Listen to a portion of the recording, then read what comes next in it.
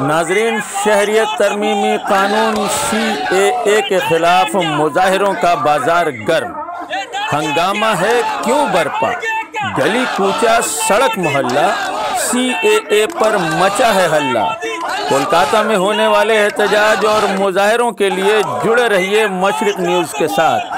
हम बातें करेंगे दानिश्वरों से, समाजी कारकुनों से, लीडरान से और जानना चाहेंगे आम लोगों की राय। देखते रहिए CAA पर क्या है मगरबी बंगाल का रद्द अमल।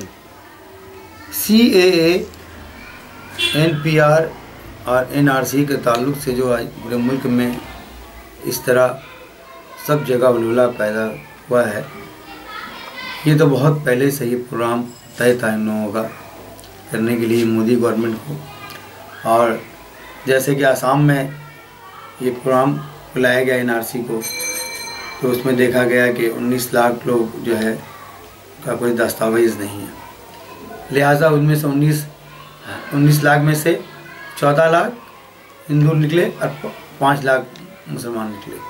अब 14 लाख को कवर करने के लिए ये जो कानून उन्होंने बनाया है, जो बहुत ही काला कानून आज पूरे हिंदुस्तान में माना जाता है, CAA। इसके तहत वो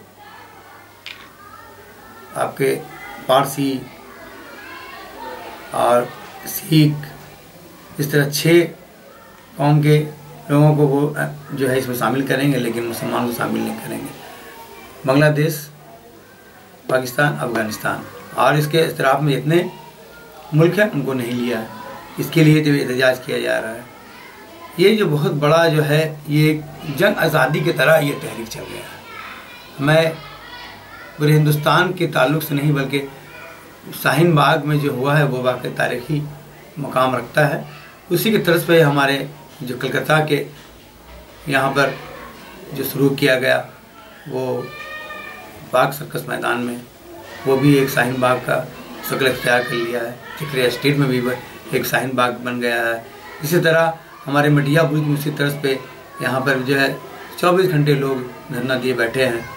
और अभी कल परसों से नवाब पार्क में, खदीपुर में भी ये किया गया। इसके अलावा बल्कि 6 में भी ये सिलसिला चल रहा है। इस तरह जो कैंप लगाया गया है, ये चीज़ आज बढ़ता जा रहा है। रोज़ाना जो है तहरीकें चल रही है, रैली चल रही हैं।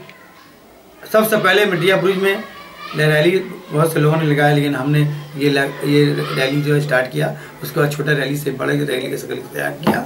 मशरिक न्यूज़ में अब बहुत से अखबारों ने हमारा सपोर्ट किया, इसके रिपोर्टिंग भी सही भी नवाजा गया। मैं ये कहना चाहता हूँ, ये काला कानून को बंद करना है तो बंद करना है, उसके लिए हमारी जान भी चली जाए तो कोई बात नहीं है। ये जंग आज़ादी के बाद ये तहरीक जो हुई है, इसको जो है हम लोगों को ख़त्म करना है। और मैं तमाम लोगों को इसमें जोड़ने के लिए इल्तिजा करता हूँ कि इस काला कानून को ख़त्म करने के लिए तहरीक में शामिल हो और पूरे हिंदुस्तान को इससे लिए मुक्त कराएं। इस काला कानून के लिए हमारे साथ सिर्फ हम लोग जो है मुसलमान भाई नहीं, बल्कि हमारे साथ हमारे हिंदू भाई, बंगाली भाई, क्रिश्चियन भाई और पंजाबी भाई भी शाना बशाना कदम कदम हिला के चल रहे हैं। क्योंकि ये जो हमारी गवर्नमेंट है कि 33% जो है वोट पाई है। इससे ये बात साबित होता है कि 67% वोट उसके अगेंस्ट में है। उसमें वो हमारे मुस्लिम भाई नहीं है, बल्कि उसमें हिंदू भाई और दूसरे भाई भी इसमें शामिल हैं। तो वो 67% लोग उसमें उनके साथ में नहीं है। और ये बात तय करता है कि ये काला कानून जो है हिंदुस्तान में कभी नहीं आएगा। ये हमारे दिल से गुजारिश है, आप लोगों से गुजारिश है। अब ये देखना है कि 22 जनवरी को सुप्रीम कोर्ट का जो फैसला आता है, उसके बाद तहरीक किस तरह रंग लाती है, किस तरह करवट बदलती है। अभी हम लोगों को इस तहरीक में शामिल रहना है और शाना बसा के सबके शामिल होकर तहरीक को और महत्वित करना है और उसको मजबूत करना है। और इस तरह शाहीन बाग जो है दिल्ली में जिस तरह कायम है, हर इलाके में एक शाहीन बाग कायम करना है। यही मेरा कहना है। बहुत शुक्रिया।